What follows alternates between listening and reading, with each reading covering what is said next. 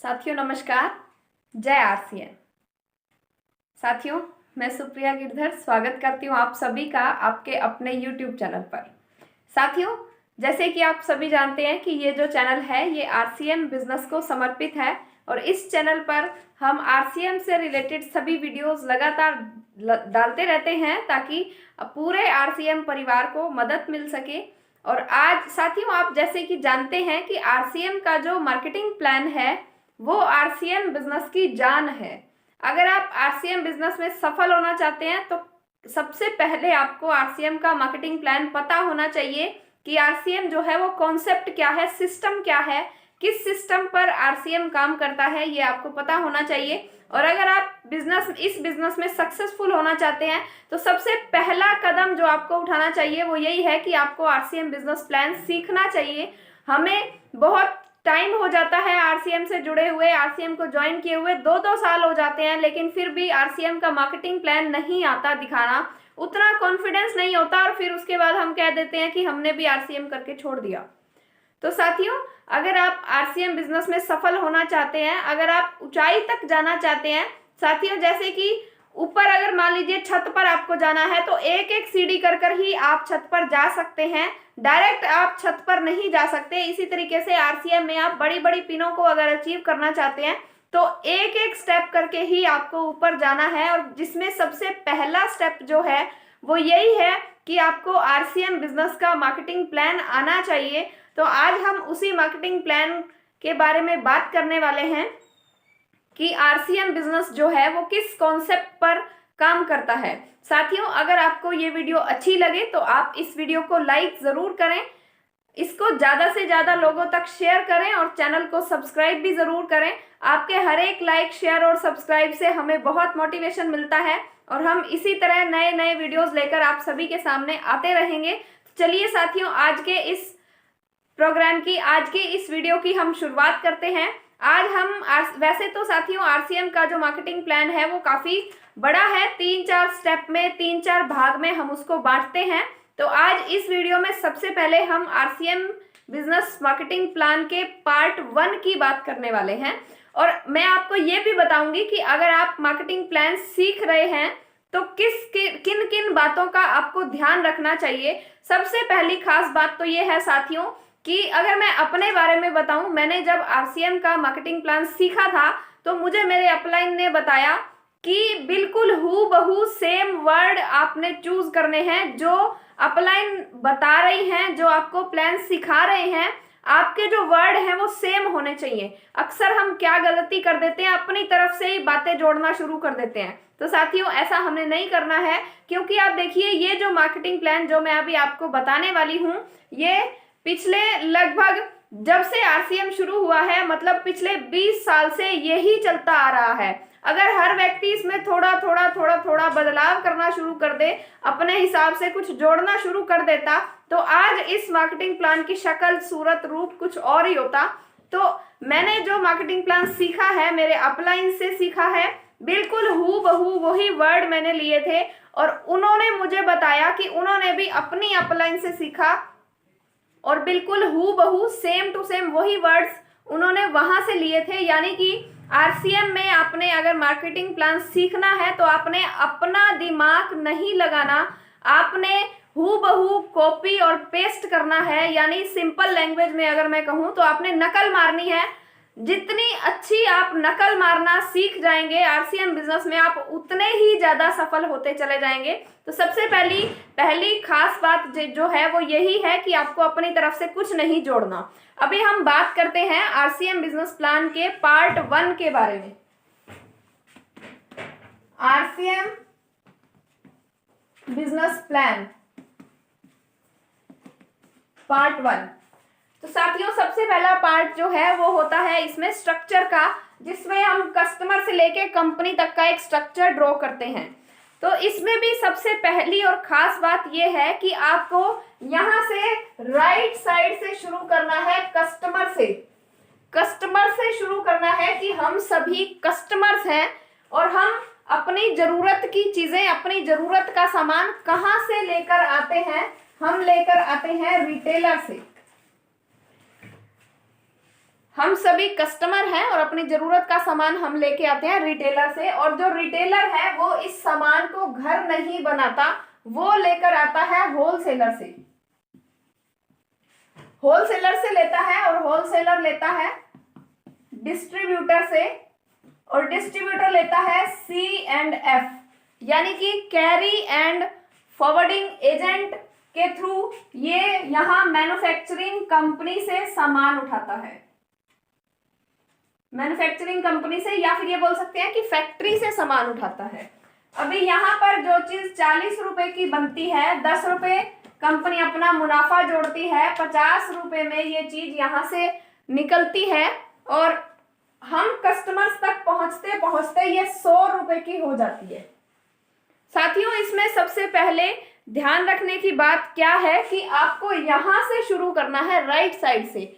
हम कस्टमर्स हैं, कस्टमर से शुरू करना है। हम कस्टमर हैं, कहां से सामान लेते हैं? रिटेलर से, होलसेलर से, डिस्ट्रीब्यूटर, C&F और मैन्युफैक्चरिंग कंपनी या फिर फैक्ट्री। फैक्ट्री में जो चीज 40 रुपए की बनती है, 10 रुपए अपना मुनाफा जोड़ लेती है, वो 50 रुपए में वो चीज यहां से बाहर निकलती है और हम कस्टमर्स तक पहुंचते पहुंचते 100 रुपए की हो जाती है। बीच का जो 50% पैसा है वो इन बिचौलियों में बट जाता है। यहाँ पर कंपनी एक बहुत बड़ा खर्च करती है, एडवर्टीजमेंट यानी कि मशहूरी करती है, ताकि हमें और आपको पता लगे कि मार्केट में कोई नया प्रोडक्ट लॉन्च हुआ है। एडवर्टीजमेंट करती है यानी कि मशहूरी करती है। अभी जो ये बीच का 50% पैसा है ये इन बिचौलियों में बट जाता है, यानी कि 10% एडवर्टीजमेंट करने वाला ले गया, 10% C&F, 10% इसका, 10% इसका, 10% इसका, 50 और 50 100, ये 100 रुपया हो गया। अभी साथियों, आज से लगभग 60-70 साल पहले अमेरिका के लोगों ने इस चीज को समझा और उन्होंने बताया कि ये जो बीच के लोग हैं, ये जो बिचौलिए हैं, क्या ये क्वालिटी में कोई सुधार करते हैं? उन्होंने कहा नहीं, ये सुधार नहीं करते, ये दो काम करते हैं, एक तो हमें महंगा सामान देते हैं और एक हमें मिलावटी सामान देते हैं। ये जो बिचौलिए हैं, जो हमारा बीच का पैसा लेकर जा रहे हैं, 50% पैसा जो लेकर जा रहे हैं, यानी कि हमारी जिंदगी की आधी कमाई ये लोग लेकर जा रहे हैं, तो क्या ये लोग क्वालिटी में कोई सुधार करते हैं? नहीं, ये दो काम करते हैं, एक तो हमें महंगा सामान देते हैं और एक हमें मिलावटी सामान देते हैं। तो उन्होंने कहा कि क्यों ना इन लोगों को बीच से हटा दिया जाए। फिर एक सवाल उठा कि अगर इन लोगों को बीच से हटा दिया जाएगा तो इधर कंपनी और इधर कस्टमर, इन लोगों को हटा दिया तो कस्टमर तक सामान कैसे पहुंचेगा? तो कंपनी बोलती है 2 कदम मैं चलकर आ जाऊंगी और अपना एक स्टोर खोल दूंगी और 2 कदम कस्टमर को भी आना पड़ेगा। और उन्होंने इसको नाम दिया PUC यानी कि पिकअप सेंटर। ये जो स्टोर बनाया गया है, पिकअप सेंटर। फिर एक सवाल उठा कि ये जो 50% पैसा था बीच का, जो ये बीच के लोग ले जाते थे, इस पैसे का क्या होगा? तो कंपनी बोलती है यहां से यहां तक का 5% मेरा ट्रांसपोर्ट का खर्चा बढ़ जाएगा, बाकी जो 45% पैसा है कंपनी बोलती है वो मेरे किसी काम का नहीं है, वो हम कस्टमर्स की खून पसीने की कमाई है। एक सिस्टम के द्वारा ये 45% पैसा कंपनी हमें ही वापस बांट देती है। तो साथियों, ये जो है, इस सिस्टम को जो नाम दिया गया, अमेरिका में इसे DSM के नाम से जाना जाता है। DSM यानी कि डायरेक्ट सेलिंग मेथड, और इंडिया में हम इसे RCM के नाम से जानते हैं। RCM यानी कि राइट कॉन्सेप्ट ऑफ मार्केटिंग, यानी कि खरीदारी करने का सही तरीका। साथियों, ये आपने RCM बिजनेस प्लान का पार्ट 1 देखा है। आप देखिए, आप इसका स्क्रीनशॉट भी ले सकते हैं और इसको आपने बार बार प्रैक्टिस करनी है। और इसमें ध्यान रखने योग्य बातें क्या क्या हैं ये मैं अभी आपको बताती हूँ। सबसे पहली बात तो ये है कि जो वर्ड्स यहाँ पर बताए गए हैं ये मेरे अपने नहीं हैं, ये जिनसे मैंने प्लान सीखा था ये उनके हैं, और मैंने भी वहाँ से नकल मारी थी या मैंने भी वहाँ से कॉपी किया था, तो आपने भी इसी तरीके से कॉपी करना है, अपनी तरफ से इसमें कोई भी बात नहीं जोड़नी है। दूसरी ध्यान रखने वाली बात इसमें क्या है, आपने यहां से शुरू करना है, राइट साइड से, कस्टमर से शुरू करना है, retailer, wholesaler, distributor, C&F agent और मैन्युफैक्चरिंग कंपनी। हिंदी में अगर मैं बताऊं, कस्टमर यानी कि ग्राहक, ग्राहक कहां से सामान लेता है, रिटेलर से यानी कि नजदीक की किसी छोटी दुकान से, और वो जो छोटी दुकान वाला है वो कहां से लेता है, वो सामान लेके आता है बड़ी दुकान से, थोक की दुकान से, थोक विक्रेता से। अभी ये थोक वाला कहां से लेता है, एजेंट से लेता है, और ये जो एजेंट है ये डिस्ट्रिक्ट लेवल पे एक ही होता है, ये डिस्ट्रिक्ट लेवल के एजेंट से लेता है, और ये डिस्ट्रिक्ट वाला एजेंट कहां से लेता है, ये स्टेट लेवल के एजेंट से लेता है। C&F, carry and forwarding agent, यानी कि ये दोनों जो हैं ये एजेंट हैं। अगर मैं सिंपल लैंग्वेज में बात करूं, हम सब ग्राहक हैं, ग्राहक लेता है छोटी दुकान से, छोटी दुकान वाला लेता है बड़ी दुकान से, बड़ी दुकान वाला लेते हैं, ये दो एजेंट होते हैं बीच में, इन दो एजेंट से लेता है, और ये एजेंट कहाँ से उठाता है, ये कंपनी से उठाता है, फैक्ट्री से सामान उठाता है। तो इस बात का भी आपको ध्यान रखना है कि हमेशा आपको यहाँ से शुरू करना है और यहाँ पर खत्म करना है। उसके बाद ये बताना है कि जो चीज यहाँ 50 की बनी वो 100 की हो गई, बीच का पैसा बिचौलिए खा गए, 50% पैसा था, ये क्वालिटी में कोई सुधार नहीं करते, ये महंगा भी देते हैं और मिलावटी भी देते हैं, जिसकी वजह से हम कस्टमर्स का डबल नुकसान हो रहा है। तो अमेरिका वालों ने इस सिस्टम को शुरू किया, कब शुरू किया था, सन 1959 में। उन्होंने क्या कहा कि बनाना कंपनी ने है, इस्तेमाल करना कस्टमर ने है, ये लोग क्वालिटी में कोई सुधार नहीं करते, महंगा भी देते हैं और मिलावटी भी देते हैं, इन लोगों को बीच से हटा दो। फिर इनको हटा दिया तो सवाल उठा कि यहाँ कंपनी और यहाँ कस्टमर, कस्टमर तक सामान कैसे पहुंचेगा। कंपनी कहती है 2 कदम मैं चल के आ जाऊंगी और अपना एक स्टोर खोल दूंगी, 2 कदम कस्टमर आ जाएगा।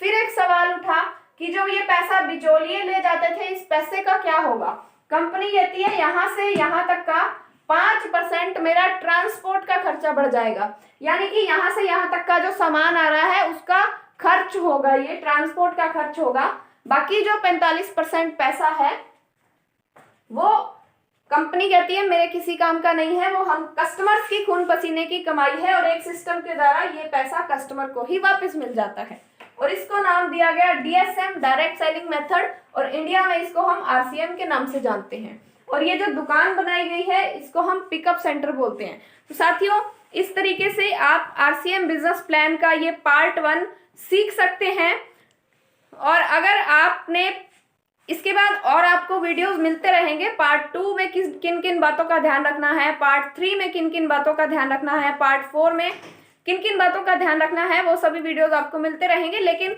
अगर आपने पार्ट 1 पूरी अच्छी तरीके से सीख लिया है तो ही आप पार्ट 2 को सीखिए, वरना अगर आपने पार्ट 1 को अच्छे से नहीं सीखा है, बार बार आप कॉपी पेन लेकर, डायरी पेन लेकर प्रैक्टिस कीजिए। एक बार में समझ नहीं आता तो वीडियो को दूसरी बार चलाइए, तीसरी बार चलाइए, चौथी बार चलाइए, बार बार इस वीडियो को आप देखते रहिए ताकि आप अच्छे तरीके से सीख जाएं। जब आप अच्छे तरीके से सीख लेंगे तभी आप दूसरे स्टेप पर जाएं। तो साथियों, ये RCM बिजनेस का पार्ट 1 था। मैं उम्मीद करती हूँ कि मैं आपको RCM बिजनेस प्लान का पार्ट 1 सिखाने में कामयाब रही होंगी, और मुझे बहुत खुशी हो रही है अगर मेरी वजह से अगर कुछ चुनिंदा साथियों ने भी अगर RCM बिजनेस प्लान को सीख लिया इस वीडियो को देखकर, तो साथियों मुझे बहुत खुशी होगी कि मैं RCM परिवार के लिए कुछ कर पाई हूँ, मैं आप सभी के लिए कुछ कर पाई हूँ, क्योंकि ये RCM प्लान ही वो पहली सीढ़ी है जिस पर चलकर आप डायमंड, स्टार डायमंड जैसी बड़ी बड़ी पिनों को भी हासिल कर सकते हैं। तो आपने एक चीज का और ध्यान रखना है कि अगर आप पूरा प्लान सीख गए हैं और अभी आप अगर किसी को प्लान दिखाना चाह रहे हैं, तो आपने इस चीज का ध्यान रखना है कि आपने कॉपी और पेन का यूज करके ही प्लान दिखाना है। आपने वैसे ही मुंह से नहीं बताना किसी को भी, कॉपी पेन का यूज करके ही दिखाना है। तो साथियों, मिलते हैं बहुत जल्दी RCM बिजनेस प्लान के पार्ट 2 के साथ। तब तक के लिए सभी को नमस्कार, जय RCM। इस वीडियो को ज्यादा से ज्यादा लोगों तक शेयर कीजिए, लाइक कीजिए, सब्सक्राइब कीजिए चैनल को, ताकि आप तक लगातार नई नई वीडियोस की नोटिफिकेशंस पहुंचती रहें। मिलते हैं बहुत जल्दी नई वीडियो के साथ। धन्यवाद।